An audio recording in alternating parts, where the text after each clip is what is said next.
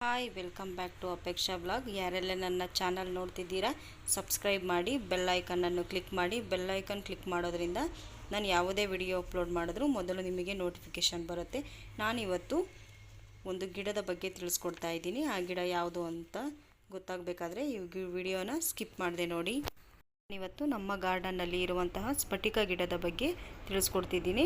ಬೇರೆ ಕಡೆ ಈ ಗಿಡಕ್ಕೆ ಗೊರಟೆ ಹೂ ಅಂತ ಕರೀತಾರೆ, ಇಂಗ್ಲೀಷ್ನಲ್ಲಿ ಡಿಸೆಂಬರ್ ಫ್ಲವರ್ ಪ್ಲಾಂಟ್ ಅಂತ ಕರೀತಾರೆ. ನಮ್ಮ ಕಡೆ ಸ್ಫಟಿಕ ಹೂ ಅಂತಲೇ ಕರೀತಾರೆ. ನಿಮ್ಮ ಕಡೆ ಈ ಹೂನ ಏನಂತ ಕರೀತಾರೆ ಕಮೆಂಟ್ ಮಾಡಿ ತಿಳಿಸಿ. ಆಲ್ಮೋಸ್ಟ್ ಈ ಗಿಡ ಎಲ್ಲರ ಮನೆ ಹತ್ರ ನಾಶವಾಗೋಗಿದೆ.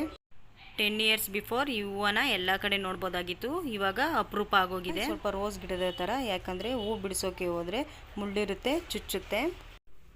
ನಮ್ಮ ಮನೇಲಿ 2 ಗಿಡ ಉಳ್ಕೊಂಡಿರೋದು, ಅದು ಒಂದೇ ಕಲರು, ಒಂದು ಚಿಕ್ಕ ಗಿಡ ಒಂದು ದೊಡ್ಡ ಗಿಡ. ಯಾವ ಕಲರ್ ಅಂದರೆ ಲೈಟ್ ಬ್ಲೂ ಕಲರ್ ಮಾತ್ರ ಇರೋದು. ಫ್ಲವರಲ್ಲಿ ಒಂದು 10 ಕಲರ್ಸ್ ಇದೆ ನನಗೆ ಗೊತ್ತಿರೋ ಪ್ರಕಾರ. ಯಾವುದ್ಯಾವುದು ಅಂದರೆ light blue, dark blue, light pink, dark pink, yellow, orange with yellow, white, baby pink, white and blue, double colour flower ಮಾತ್ರ 365 ಡೇಸು ಇರುತ್ತೆ. 1 year ಫುಲ್ ಹೂ ಬಿಡುತ್ತೆ. ಈ ಹೂವನ್ನು ಮೊಗ್ಗಲ್ಲೇ ಬಿಡಿಸಿ ಕಟ್ಟಿ ಮಡಗಿದ್ರೆ ಫ್ರೆಶ್ ಆಗಿರುತ್ತೆ. ನೈಟ್ ಕಟ್ಬಿಟ್ಟು ಬೆಳಗ್ಗೆ ಮುಟ್ಕೊಂಡ್ರೆ ಸ್ವಲ್ಪ ಮಾತ್ರ ಅರಳಿರುತ್ತೆ, ಯಾಕಂದರೆ ಇದು ಜಾಸ್ತಿ ಹೊತ್ತಿರಲ್ಲ, ಬೇಗನೆ ಬಾಡೋಗ್ಬಿಡುತ್ತೆ. ಹಾಗಾಗಿ ಮೊಗ್ಗನ್ನು ಬಿಡಿಸಿ ಕಟ್ಟಿದ್ರೇ ಸ್ವಲ್ಪ ಫ್ರೆಶ್ ಆಗಿರುತ್ತೆ. ಯಾರ್ಯಾರೆಲ್ಲ ಈ ವಿಡಿಯೋನ ನೋಡಿದ್ದೀರಾ ಸಬ್ಸ್ಕ್ರೈಬ್ ಮಾಡಿ, ಶೇರ್ ಮಾಡಿ, ಕಮೆಂಟ್ ಮಾಡಿ. Thank you for watching.